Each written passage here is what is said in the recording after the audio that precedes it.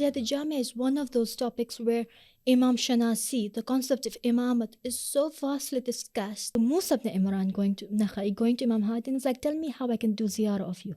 Yeah. And the Imam tells him a ziyarah which now outlines the full belief, Tawheed, Nabuwat, Imamat. The start of the ziyarat, before you actually start, you have to recite Allahu Akbar 100 times. Yes, no one starts thinking it's ghulu. Yeah. I remember just reciting and looking at the dome of the Haram of Imam Rida, Yeah. and reciting Ziyarat Jamia and the eternal peace and that ma'arifah that takes over you. I believe I've never had that feeling again.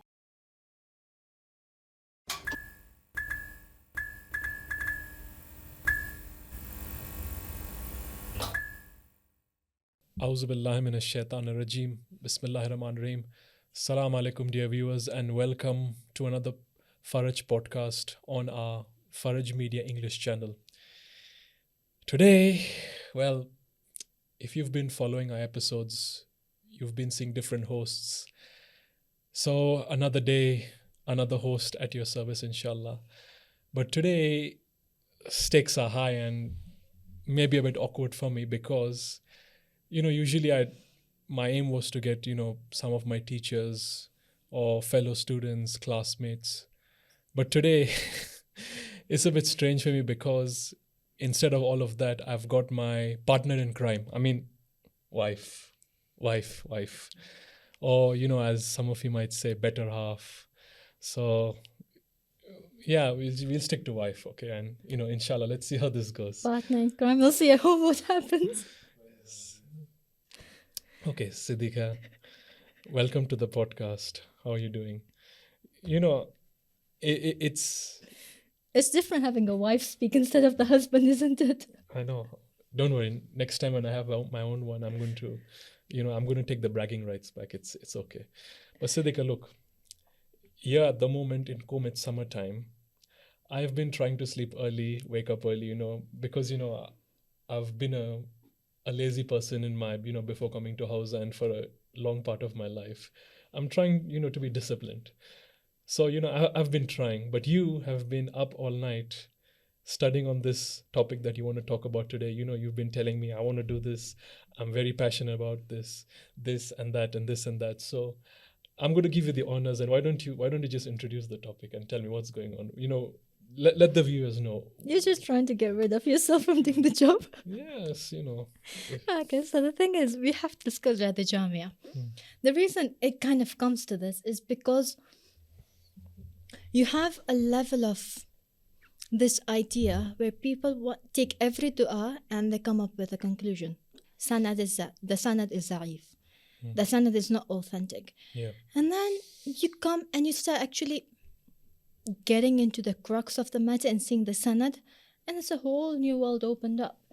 So I think Ziyarat Jamia is one of those topics where Imam Shanasi, the concept of Imamat, is so vastly discussed that if people were to actually look at the ziyarah, learn from it, a whole new worldview on Imamat would open for them.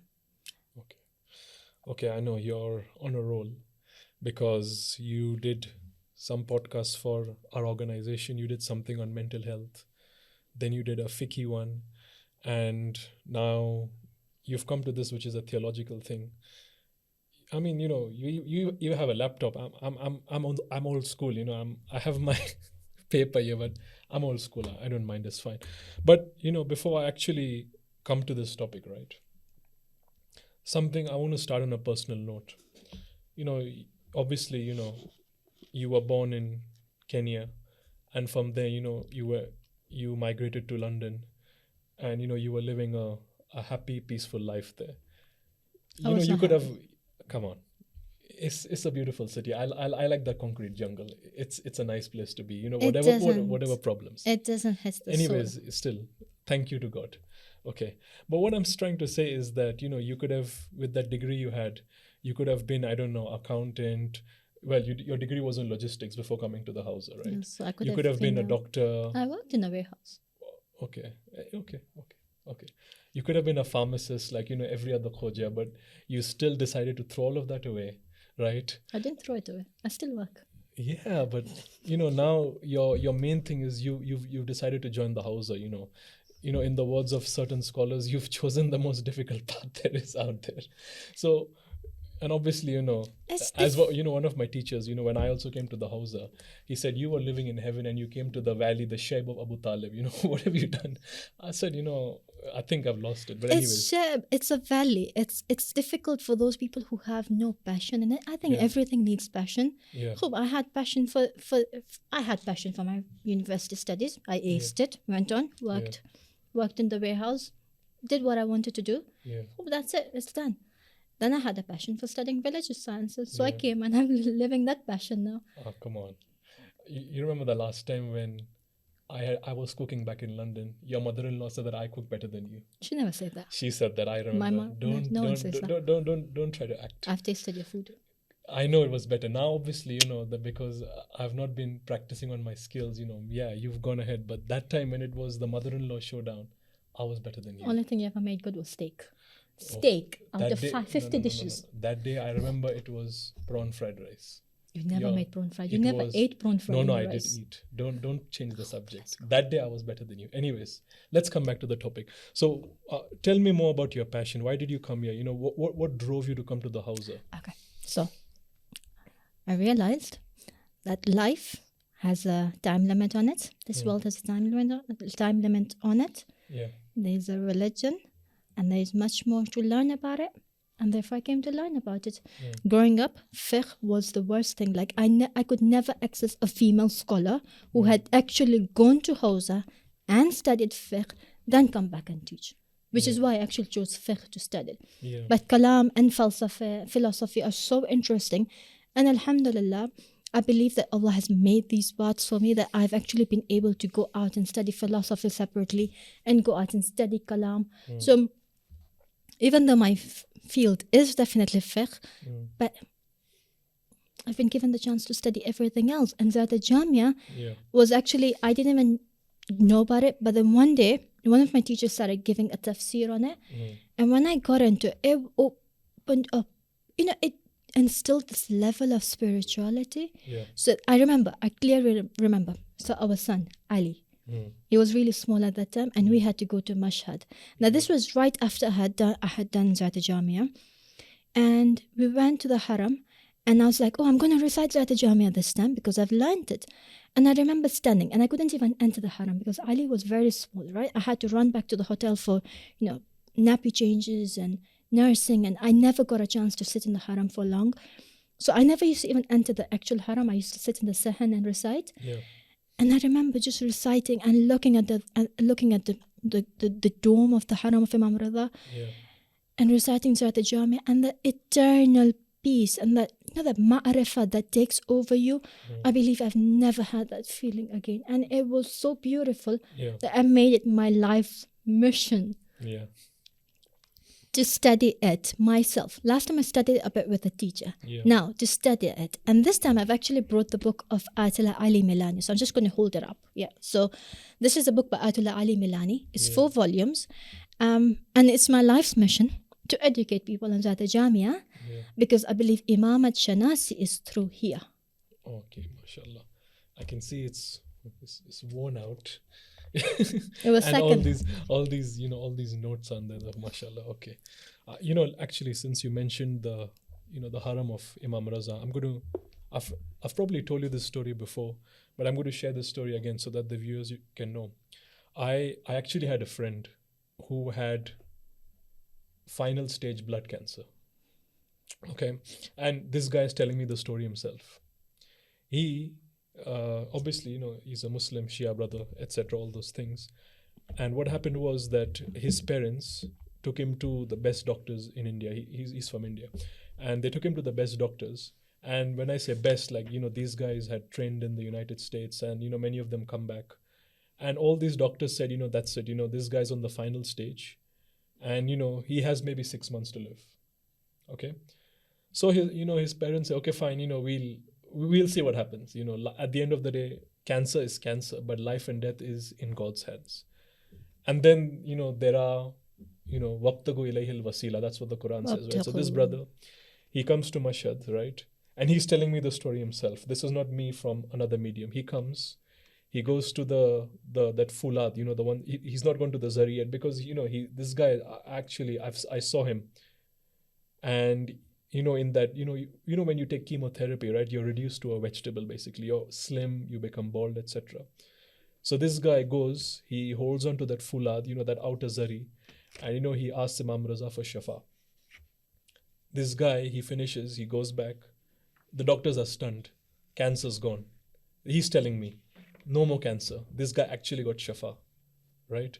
And then, he came back to the hawza, and then when this thing was cured, he's telling me this incident that, I got shafa and, all these things, right? So apart from this, I myself, in the Haram of Hazrat Masuma, where we are shooting this video, I've seen miracles happen myself. Like, I go into the Haram, somebody's praying for somebody who's ill, and then this person gets cured without any medicines, it just happens. So I've seen these miracles myself. Okay, so ziyarat is definitely something. Now, just remember, Bibi Masuma is not an imam. She is the daughter of an imam. She's the daughter of an imam. She's the sister of an imam. She's the aunt of an imam. But still, I have seen somebody getting shafa through her. Now think about the position of an imam. Anyways, so let's just jump into this thing. You're so passionate about, and I can feel the vibes. I don't let you sleep. I can feel the passion. And I don't let you sleep. Yeah, it's fine. You stay up tonight as well. Inshallah. Okay. So tell me something. What is this? What is Ziyarat Jamia? Introduce this to us. Give me a nice introduction. So let's look at the time. Okay, Imam Hadi's time. Yeah. Imam Hadi, 10th Imam, alayhi salam. Yeah. One of his companions, Musa ibn Imran al-Nakhai. In some chains of narrations, he's discussed as Musa ibn Abdullah Nakhai. Yeah. Both of them are considered to be the same person by the Rijaliyun. Yeah. And he comes to the Imam and is like, give me something which I can do your ziyarat. Yeah. Now remember, this is a time where the people, you see,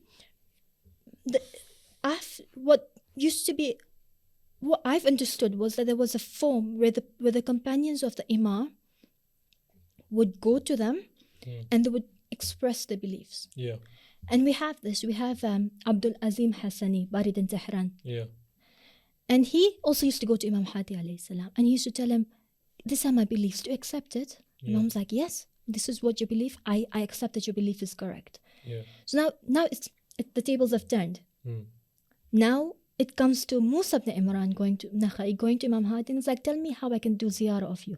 Yeah. And the Imam tells him a ziyarah which now outlines the full belief, Tawheed, Nabuwat, Imamat. Everything in one. But it is a bigger focus on Imamat because of the fact that throughout history, okay, look at from the death of the Prophet sallallahu alaihi wasallam. Yeah. You have a fight for Khilafat. Yeah. Imam Ali is put aside. Then you have full-on torture of the Imams. Like, there's a very constricted time. Imam Hussein's time comes in, he's murdered, he's martyred, he's killed. Then comes Imam Sajjad's time. Then you have a whole new faction rising up, the Zaydiyya. Then you have Imam Baqir, Imam Sadiq's time, where even the people feel that yes, a lot of knowledge got out at that time, but they were under a lot of pressure. And we know this because the Imam in several places actually had to do taqiyya, or he had to tell his companions to do taqiyya. Yeah. Come to Imam Kadhim's time, the Waqifiyya rise up. Yeah. Come to Imam Rida's time. Now after Imam Rida, slowly these factions go up. Then you have the Ghulu, the Ghalis, and the Muqassara. Yeah. The Ghali are the ones who exaggerate to the highest level, take the Imam to Rab. Then you have the Muqassara who take the Imam to just a normal human being, sometimes lower than a normal human being. They give themselves more worth than they give the Imam. Okay, so the Muqassara, you're saying that these people, or are you trying to say this, that they bring the position of the Imam down? So what are they saying exactly? They would say that the Imam is not mansub min Allah. That means he's not chosen by Imam. He doesn't have ilm al-ghaib. He doesn't have infallibility. And all of these are things that are discussed in Ziyarat Jamia. Yeah. Right? So Ziyarat Jamia is actually long. It's quite long. Yeah. And it has different themes it actually mentions, right? Yeah. So it talks about Allah. Like, it starts off with the whole Tawheed and everything. Yeah. Then the perfect then it comes down to, because I said like it focuses a lot on imama, it talks about the forbearance, the dignity, the mercy of the imam, the location of the imam as a divine mission. What I kind of saw was that initially obviously it talks about Allah, then it starts to introduce the imam as someone who comes from the Prophet. And there's a very interesting hadith over here, Yeah. So I was reading Kafi. You love to go through Kafi. You come home every day, you narrate a new hadith from Kafi. So I was like, I'll look at Kafi as well for one day. And I look at Kafi. Now, no one should start thinking I have never looked at the hadith. So anyways, now I was looking Kafi, and there's an interesting hadith that comes about.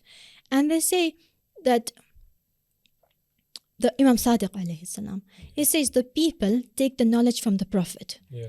But us, they believe us, the Ahlul Bayt, do not know anything while we are the house in which revelation came down.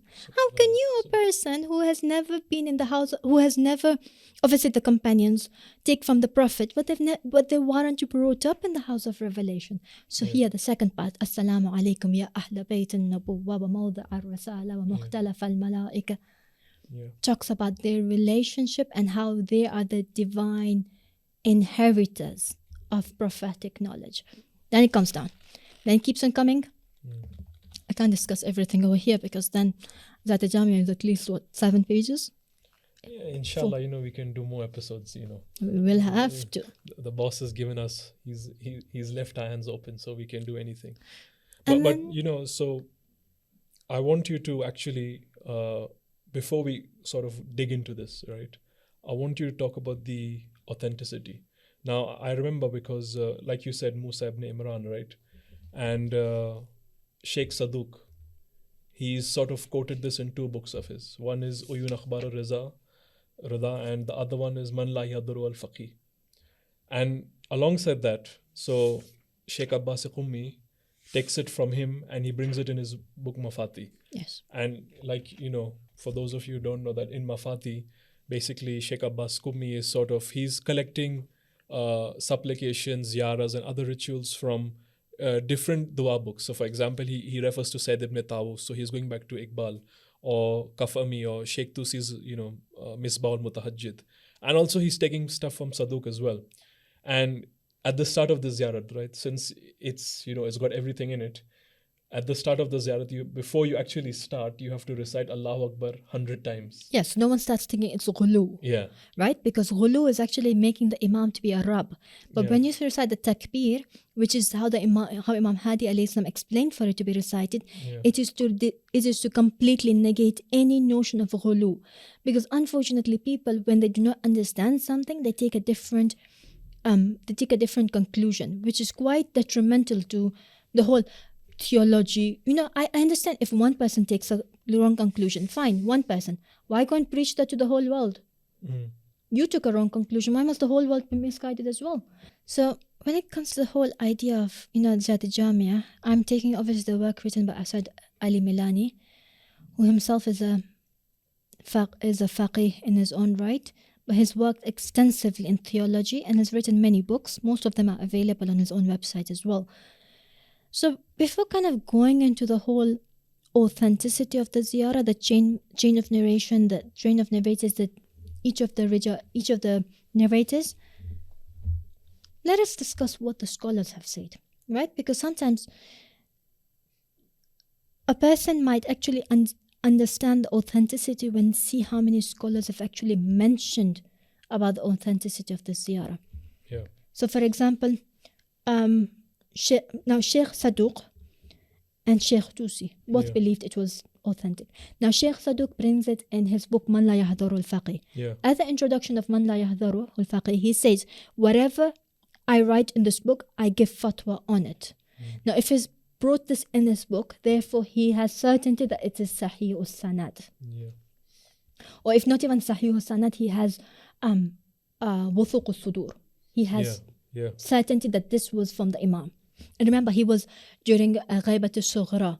Therefore, he's closer to Imam Hadi's time than we are. Okay. That's one. Then Sayyid ibn Tawus and Fallah al-Sa'il says, I accept the sanad. He says. Sheikh Hur Amili says Sahih al-Sanad. Rida Hamadani The scholar Agha Rida Hamadani in Misbah al-Faqih says Mashhur. Shubayri Zanjani, Ayatollah Shubayri Zanjani, the very contemporary scholar today, who's one of the best people in Rijal, says, I believe it's Mu'tabar. And then someone like said Ayatollah Ali Khoy. Interesting, Ayatollah Ali Khoy, sorry, not Ayatollah Ali Khoy, Ayatollah Khoy. Sayyid Abul Qasim. Sayyid Ali Abul Qasim Khoy, sorry. Yeah.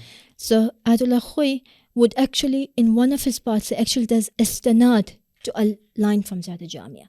Now in fiqh, you know how rigid they are. Yeah. When it comes to doing istinad to when they want to actually prove a specific thing, a specific law, they will only take it back. They will only bring out evidence where they have certainty on its reliability. Yeah. So in one of his places where he actually wants to talk about one of the verses which talk about وَمَنْ جَحَدَكُمْ كَافِرٌ وَمَنْ جَحَدَكُمْ كَافِرٌ وَمَنْ وَحَدَهُ قَبِلَ عَنْ حاربكم مشرك. and then وَمَنْ وَحَدَهُ قَبِلَ عَنْكُمْ.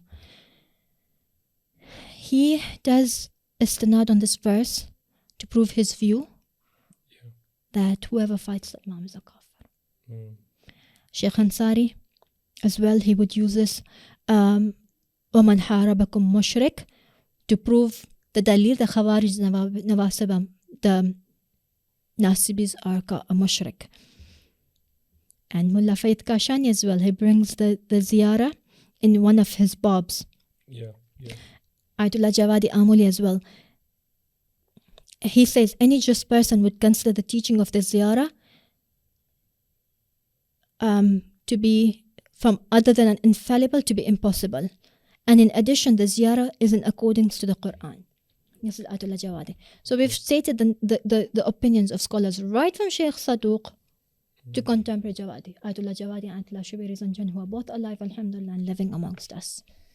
So that's what the scholars have to say. Then we have to go, but then if someone may say, the scholars have a lot to say. Have they written anything about it? And then you have a list of commentaries. You see, sometimes when you actually want to see the authenticity of something, the heaviness, that heaviness of something, you would see what the scholars have written. And then I have actually collected 2, 4, 6, 8, 10, 11 Arabic commentaries and 3 Persian ones. Unfortunately, I think there's only one in English. That one I couldn't find it, but I've heard it's available. So there's one commentary written by Agha Jawad Karbalai, another one by Asad Abdullah bin Muhammad Rida Shubbar Kazemi. Then there's Haqaiq al-Asrar, which is written by Muhammad Taqi Agha Najafi Isfahani. Sanad Ziyarat Jamia, written by Sayyid Yasin Musavi. I'm just going to skip through most of them because then it would become a very long list. And then as we come down, you have in Farsi at least, and I've gone through this one as well, Adab Fanai Muqarraban, written by Ayatollah Jawadi Amuli. And so these are 11 plus 3, right? That makes up 14 commentaries written throughout history, and that's still less, because if you could do a bit more, then people would actually come to become aware of the importance of the ziyarah. So there has been a lot of work to bring it to light, but I think given today's date, with the amount of effort, and I mean conscious effort, to remove imama from our Shia heritage, I think it becomes much more important to discuss Ziyarat Jamia, because if we do not discuss it, then I personally, given the circumstances, I think it's absolutely necessity. It's an absolute necessity to discuss the ziyarah. I mean, you were saying that waman jahadakum kafir, waman harabakum mushrik. Perhaps people should look up those group of people who fought Imam Ali in the Battle of Jamal, and maybe they'll understand where the truth and falsehood lies. The truth is al-haqqu ma Ali wal Ali ma al-haqq. Yeah, check it out. Battle of Jamal. Who was against that? Okay, so this discussion is I'm also starting to enjoy it, but I'm conscious of the time. So I think what we should do is that we should probably wrap up for now, and we should sort of come back another day, and studio is ours anyways, and we have to, keep making more interesting content. So let's finish this off for now. And thank you so much, dear viewers, for joining us. I hope you like this video. So like, subscribe to the channel, smash that bell icon, and forward this on to your people. And if you have any constructive, interesting comments, Constructive is the key over here. Yeah. The wife has spoken. Yeah, please do post them.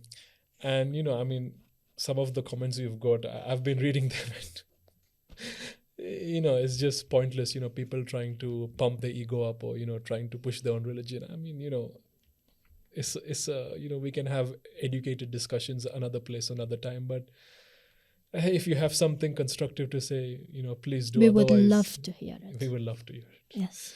And I think my wife is very passionate, and she always tells me that she thinks she's always right, but that's not always the case. So let's come back another day, and inshallah. So take care, and wa alaikum salam wa rahmatullahi wa barakatuh. You're cooking dinner tonight.